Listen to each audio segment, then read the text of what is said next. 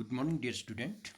Today here I am with the second part of chapter development.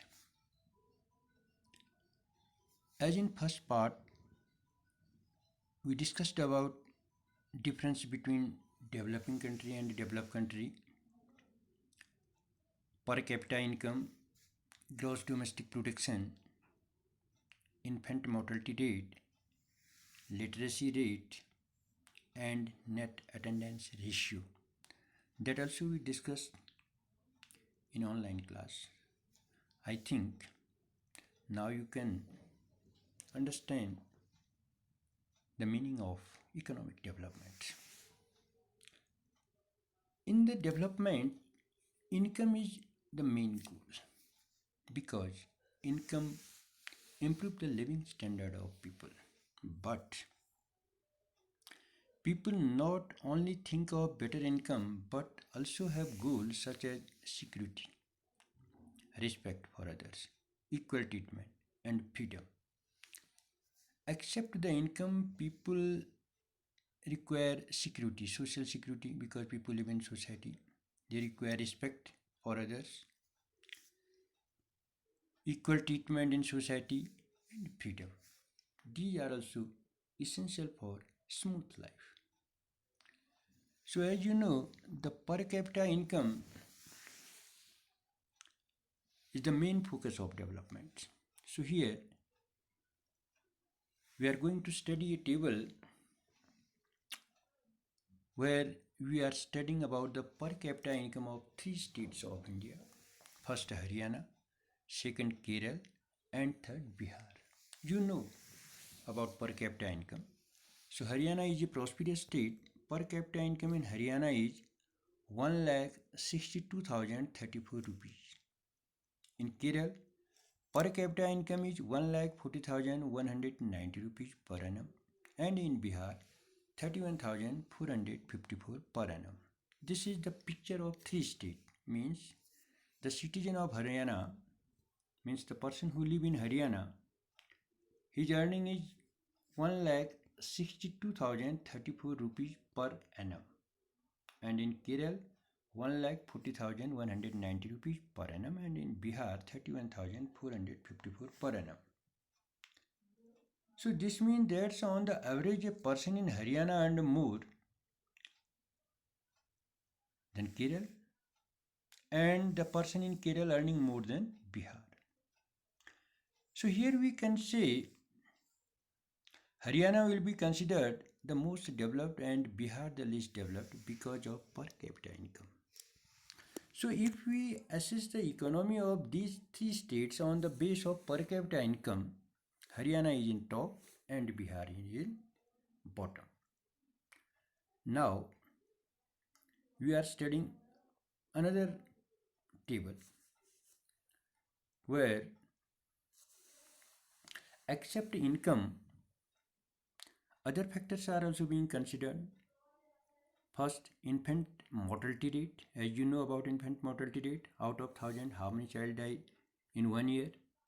Second, literacy rate. You know well, literacy rate means how many people more than 7 year age are educated. And net attendance ratio. It means in age group 14 to 15, how many children are going to school. That is called net attendance ratio. So again we are studying of these states Haryana, Kerala and Bihar on the base of these three parameters. So as far we are concerned about the infant mortality rate, in Haryana it is 33. It means out of 1,000 children, 33 children are dying in 1 year, and in Kerala out of 1,000 only 10 children are dying, and in Bihar out of 1,000 38 children are dying in 1 year. So this is infant mortality rate, and in this parameter Kerala is in top because infant mortality rate is down there. Then comes Haryana and then comes Bihar. Now come to the literacy rate. In Haryana 82% literacy, in Kerala 94, and Bihar 62. So here again Kerala is in advance because 94% people are educated there, and Haryana is in second number, and in Bihar the literacy rate is 62. Now the third parameter, net attendance ratio, means how many children in age group 14 to 15 are going to school. In Haryana 61 out of 100, in Kerala 83, and in Bihar 43. Again Bihar is here in bottom and Kerala is in top. So this table shows, except per capita income, there are different parameters to decide the development of a state, of a country. So when we say about the development, except per capita income and except economy, the facilities are also very important. So this table is showing in Kerala there is literacy rate high and better health care. That is why infant mortality rate is down there. Why? Because they have better health facility and they are literate. So public facility, it is again very important. We are living in society. So where we live in a society, we require a lot of public facility.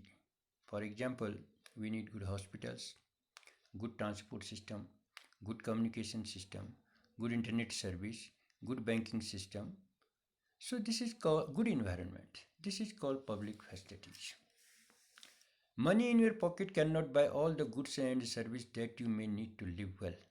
If you have money is in your pocket, but you cannot buy all services that you need to live well. You cannot buy good environment. You cannot buy pollution-free environment. So income by itself is not a completely adequate indicator of material goods and services that citizens are able to use. For example, normally your money cannot buy you a pollution-free environment or ensure that you get unadulterated medicines unless you can afford to shift to a community that already has all these things. Money may also not be able to protect you from infectious disease unless the whole of your community take preventive steps. For example, this time COVID-19 corona, it is a serious disease. The richest country of the world, they are not getting treatment. For example, America, more than 40,000 people died because of this corona, while America is a economically developed country of the world, but they have money, but they are not taking the preventive measures. That is why they are unable to fight with this deadly disease. So, except that, many of the important thing in life, the best way, also the cheapest way, is to provide these goods and services collectively. Just think, will be cheaper to have collective security for the whole locality or in house to have its own security man? What if no one other than you in your village or locality is interested in studying? Would you be able to study? Not, unless your parent could afford to send you to some private school elsewhere. So you are actually able to study because many other children also want to study. And because many people believe that the government should open school and provide other facilities so that all children have a chance to study. So school, college, vocational institute, all are opened by government. These facilities provided by government. So for the overall development, we need these public facilities.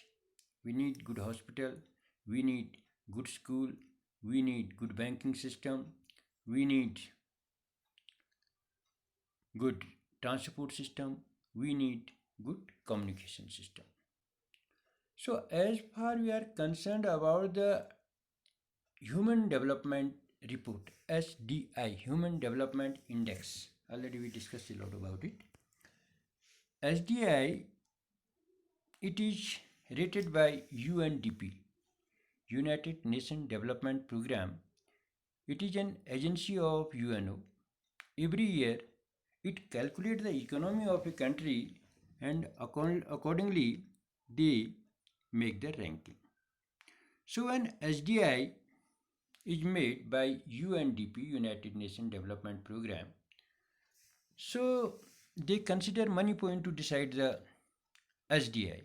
First, gross national income, that is called per capita income. Second, life expectancy at birth, what is the average age of the citizen. Third, mean year of schooling of people aged 15 and above, 25 is written wrong here, this is 15 and above. Then they decide SDI rank. So here we are comparing our neighboring country.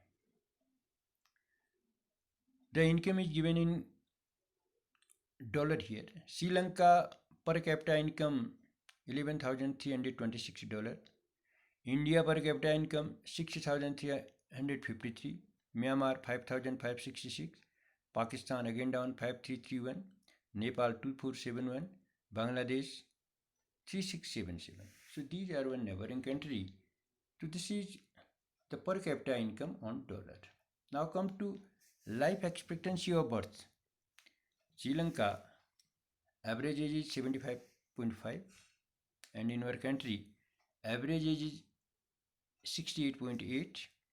In Myanmar 66.7. In Pakistan 66.6.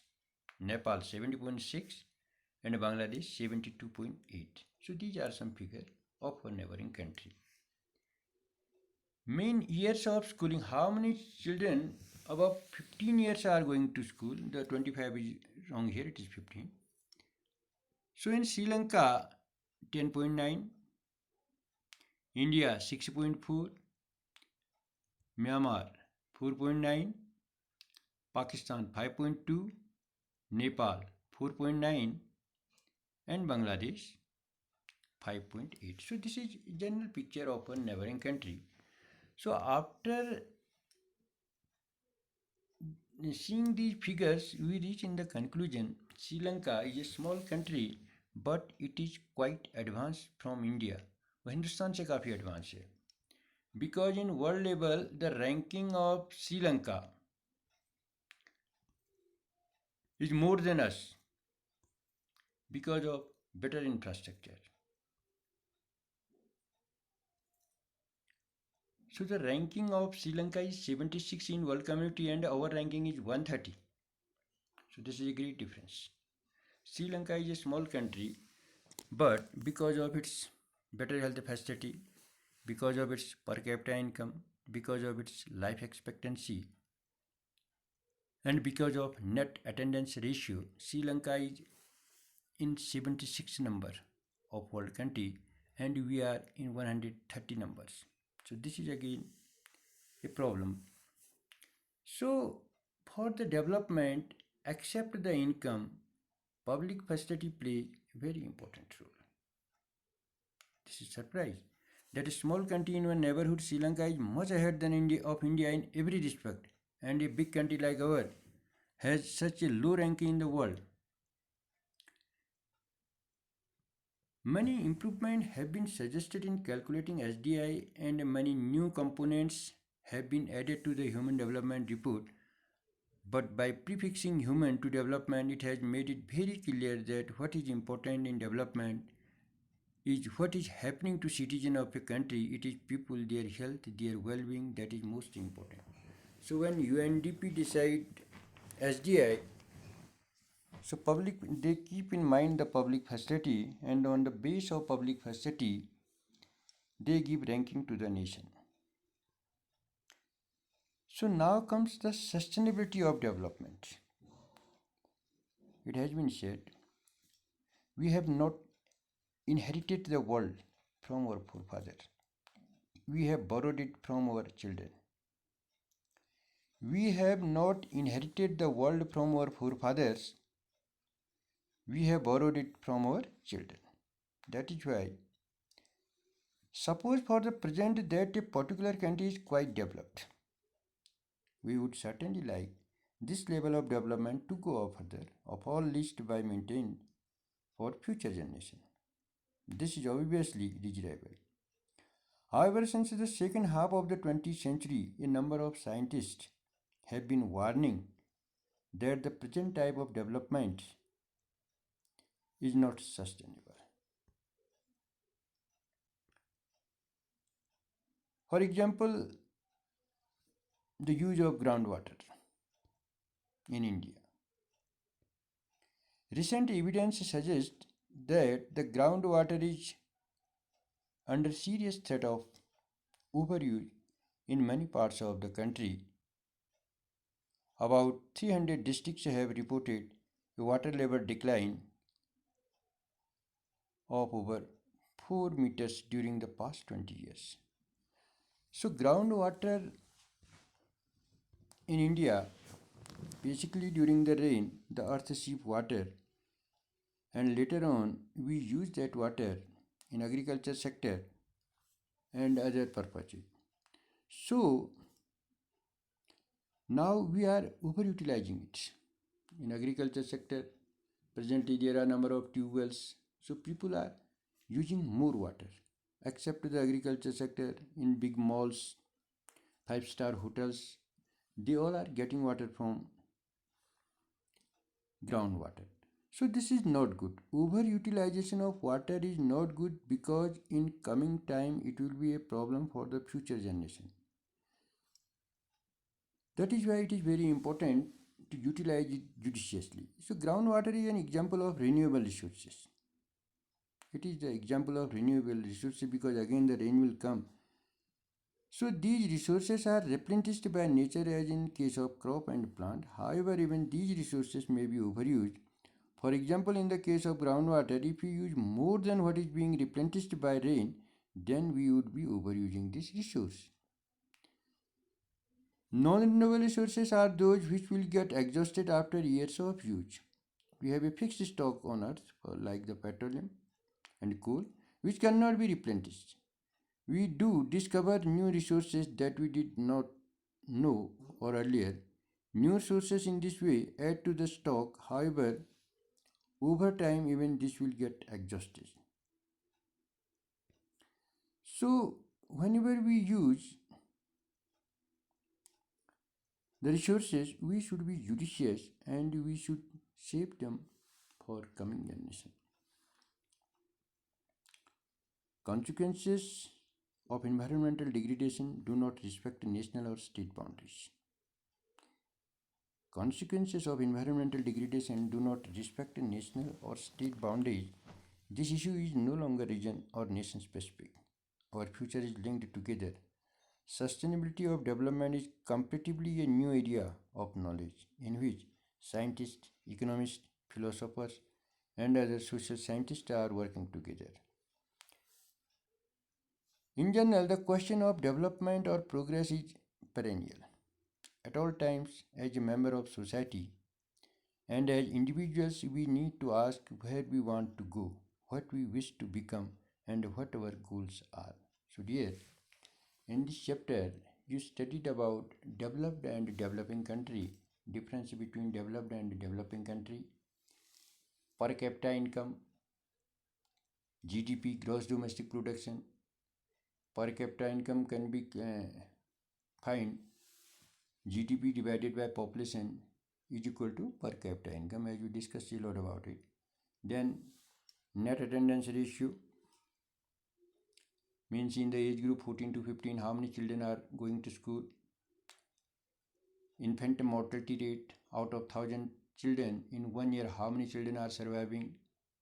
Literacy rate, more than 7 years how many children are going to school and getting education. And national income. So these were the important question of the chapter. Then we study about the sustainable development. Means whenever we use the resources, we should be judicious and we should preserve them for coming generation. So this is almost chapter completed. And thank you.